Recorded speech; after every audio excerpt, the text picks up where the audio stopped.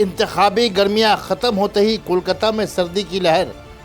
गुज़श्ता कल रात से ही मौसम में अचानक तब्दीली और सर्दी की लहर ने बाशिंदगाने टीटागढ़ को गर्मी के कपड़े पहनने पर मजबूर कर दिया।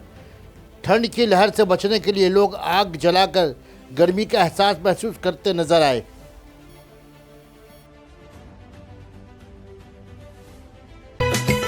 सना मेडिकल हॉल,